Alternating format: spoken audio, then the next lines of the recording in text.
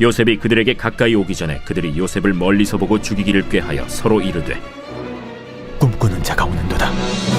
자, 그를 죽여 한 구덩이에 던지고 우리가 말하기를 악한 짐승이 그를 잡아먹었다 하자. 그의 꿈이 어떻게 되는지를 우리가 볼 것이니라. 르우벤이 듣고 요셉을 그들의 손에서 구원하려 하여 이르되 우리가 그의 생명은 해치지 말자. 피를 흘리지 말라. 그를 광야 그 구덩이에 던지고 손을 그에게 대지 말라.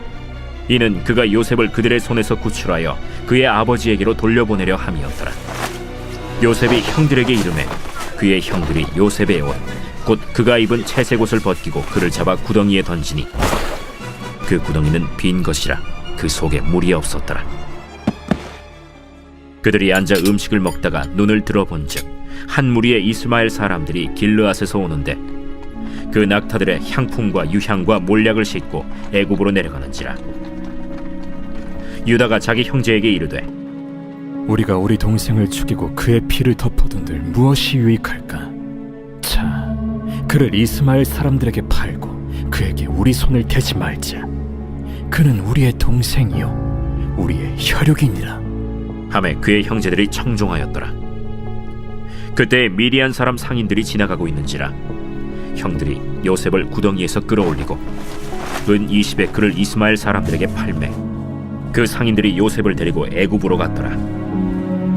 르우벤이 돌아와 구덩이에 이르러 본즉 거기 요셉이 없는지라 옷을 찢고 아우들에게로 되돌아와서 이르되 아이가 없도다. 나는 어디로 갈까? 그들이 요셉의 옷을 가져다가 순념소를 죽여 그 옷을 피에 적시고 그의 채색 옷을 보내어 그의 아버지에게로 가지고 가서 이르기를 우리가 이것을 발견하였으니 아버지 아들의 옷인가 보소서. 내 아들의 옷이라. 악한 짐승이 그를 잡아먹었도다. 요셉이 분명히 찢겼도다. 하고 자기 옷을 찢고 굵은 배로 허리를 묶고 오래도록 그의 아들을 위하여 애통하니 그의 모든 자녀가 위로하되 그가 그 위로를 받지 아니하여 이르되 내가 슬퍼하며 서울로 내려가 아들에게로 가리라 하고 그의 아버지가 그를 위하여 울었더라. 그 미디안 사람들은 그를 애굽에서 바로의 신하 친위대장 보디발에게 팔았더라.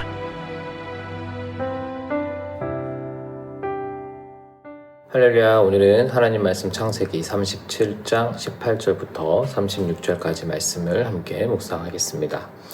여러분, 오늘 본문만 보면 성경은 잔인해 보입니다. 잔인한 인간의 시기심으로부터 만들어진 폭력과 깊은 슬픔이 있기 때문이죠. 하지만 이 답 없어 보이는 절망적인 상황에서 우리는 하나님의 섭리를 볼 수 있습니다. 인간의 실패, 또 인간의 악의마저도 재료로 삼아 하나님의 구원 역사를 이루어 가시는 그 지혜로우신 하나님의 섭리를 발견할 수 있는 것이죠. 오늘 이야기는 요셉이 인생의 높은 곳에 있다가 깊은 구덩이로 추락하는 장면을 보여줍니다. 아버지 사랑을 독차지하면서 화려한 채색 옷을 입고 있던 10대 소년 요셉, 이 소년에게 오늘 어떤 일이 일어나는지 함께 보겠습니다. 18절을 보니까 요셉이 형들을 찾아서 갑니다. 세겜을 거쳐 도단까지는 약 25km입니다. 꽤 먼 거리를 요셉이 온 것이죠. 멀리서 다가오는 요셉은 형들에게 동생이 아니라 증오의 대상일 뿐입니다. 미움의 대상. 그래서 20절 보니 그를 죽이자. 아무 망설임 없이 그를 죽이자고 말합니다. 그러나 21절 보니까 장자 르우벤이 우리가 직접 피를 흘리지 말고 광야 빈 구덩이에 던지자라고 이야기를 하는데요. 표면적으로는 동생을 구하려는 것 같지만 사실 르우벤은 지금 매우 비겁한 행동을 하고 있는 겁니다. 르우벤은 이미 아버지의 첩 빌하와 동침을 해서 장자권을 잃을 위기에 처해 있었습니다.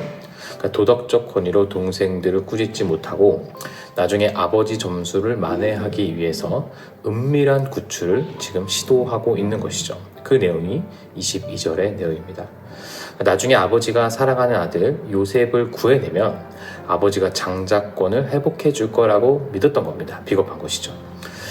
어쨌든 형들이 요셉을 잡고 채색 옷을 벗깁니다. 어제도 말씀드렸듯이 이 옷은 후계자가 입는 옷입니다. 그 옷을 벗기는데 여러분 생각해 보십시오. 단순히 벗기기만 했을까? 아닙니다. 폭력도 있었을 거고 욕설도 있었을 거고. 그렇게 요셉을 구덩이에 빠뜨리고 그들이 하는 일이 뭐냐면 밥을 먹는 것입니다. 여러분, 이 장면은 좀 경악스러운 장면입니다. 나중에 창세기 42장 21절을 보면 이때 요셉은 구덩이 밑에서 살려달라고 처절하게 애걸하고 있었다라고 형들이 얘기를 합니다.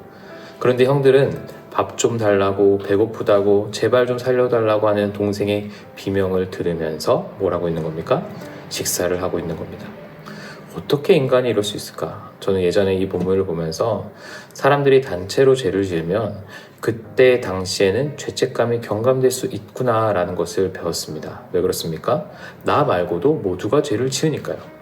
나치라는 한 국가가 끔찍한 죄를 단체로 지을 수 있었던 이유도 이것입니다. 나 혼자 죄를 지으면 내가 잘못했다고 생각하지만 똑같이 죄를 지으면 도덕의식이 흐려지는 겁니다. 인간이 얼마나 악한 죄인인지, 타인의 고통에 얼마나 무감각해질 수 있는지를 지금 성경이 고발하고 있는 겁니다. 자, 밥을 먹고 있던 때에 상인들이 지나가 은 20세겔을 받고 요셉을 팝니다. 당시 함무라비 법전을 보면 성인 노예는 은 30세겔, 5세에서 20세는 은 20세겔이었습니다. 그러니까 성경이 매우 객관적인 사실이라는 것을 확인해주는 본문이죠. 근데 여러분, 여기서 이 객관적 사실도 중요하지만 당시 창세기를 읽던 독자들에게는 더 큰 충격이 뭐냐? 바로 이 상인들의 정체입니다. 이들은 이제 미디안 상인인데 이들이 누구냐면 이스마엘의 후손들입니다. 당시 이스마엘은 언약 후손이 아니었고 오히려 아브라함의 서자로서 쫓겨난 자들이었습니다. 그런데 언약의 적통을 이어받았다고 자부하던 이삭의 후손들이 과거 자신들이 쫓아냈던 서자들의 후손에게 자기 형제를 노예로 팔아넘기고 있는 겁니다. 지금 얼마나 이들의 눈이 질투심으로, 이들의 눈이 시기심으로 어두워졌는지를 확인할 수가 있는 장면인 거죠. 우리 역시 누군가에 대한 질투심, 시기심이 있어서 진짜를 분별하고 있는지, 아무것도 분별 못하고 오히려 스스로 괴로워하고 있는 것 아닌지를 살펴봐야 합니다. 이렇게 요셉이 팔리고 형들은 요셉의 채색 옷에 염소의 피를 묻혀서 아버지에게 가지고 가죠. 야곱은 이 피 묻은 옷을 보고 오열합니다. 나에게는 요셉이 최고였는데, 내 사랑이었는데 이 아들이 없으니 난 스올에라도, 지옥에라도 가겠다는 의미입니다. 근데 여러분, 아들을 잃은 아버지의 슬픔에 앞서 우리는 창세기 저자의 놀라운 또 날카로운 고발을 들여다봐야 합니다. 여러분, 형들이 요셉의 피가 아니라 염소의 피로 아버지를 속이지 않았습니까? 근데 이 일을 먼저 한 사람이 있었습니다. 바로 지금 속임을 당하고 있는 야곱입니다. 야곱도 창세기 27장을 보면 염소 새끼의 가죽으로 아버지 이삭을 속입니다. 눈이 안 보이는 아버지를 기만한 것이죠. 세월이 흘러 자식들의 염소피에 속아 넘어가 지옥을 경험하고 있는 야곱. 성경이 치밀하게 야곱의 인간됨을, 그의 탐욕을, 그리고 나아가 우리의 어리석음과 탐욕을 이야기해주고 있는 것입니다. 사랑하는 다음 가족 여러분, 이 본문에는 단 한 명의 의인도 등장하지 않습니다. 어떤 신적인 개입도 없어 보입니다. 그러나 우리는 이 이야기의 결말을 압니다. 도단의 위치, 이스마엘 상인들의 경로, 유다의 탐욕, 르우벤의 우유부단함, 이 모든 악하고 우연해 보이는 파편들이 모아져서 하나님은 요셉을 애굽의 총리로 파송하는 구속의 역사의 거대한 모자이크를 완성해 가고 계시는 겁니다. 인간의 악의는 하나님께서 당신의 은혜를 빚어내시는 도구였을 뿐이라는 것이죠. 하나님께서는 형들의 범죄를 막지 않으셨지만 그 범죄를 딛고 요셉의 꿈을 기어코 성취해내신 것입니다. 무엇보다 이 구덩이에 던져진 요셉이 누구냐? 훗날 참된 요셉이신 예수 그리스도입니다. 예수님 역시 형제인 우리들에게 배척당하셨습니다. 그 과정에서 왕의 옷을 입고 있어야 할 분이 옷이 갈기갈기 찢긴 채 나체로 계셔야 했습니다. 예수님은 은 30세겔에 팔리셔야 했고 구덩이에 빠진 것이 아니라 십자가에서 죽으셔야 했습니다. 아니, 구덩이가 아니라 그분은 지옥에 갔다 오셔야만 했습니다. 그런데 여러분, 그거 아십니까? 요셉은 억지로 구덩이에 던져졌지만 참된 요셉이신 예수 그리스도는 우리를 구원하기 위해 자발적으로 영원한 저주의 구덩이로 내려가셨습니다. 그리고 그분은 죽음을 깨고 부활하셔서 온 우주의 구원자가 되셨죠. 그러니 여러분 인생의 조각조각 모두가 모여서 나중에는 예수 그리스도를 통해 아름답게 된다는 것을 꼭 기억하십시오. 우리가 인생 조각조각 모든 의미를 알 수 없지만 조각조각 그 의미를 조금이라도 알기 위해서 그 선함의 의도와 사랑을 알기 위해서 우리가 해야 될 일은 오늘도 예수 그리스도를 찾고 예수 그리스도를 바라보는 겁니다.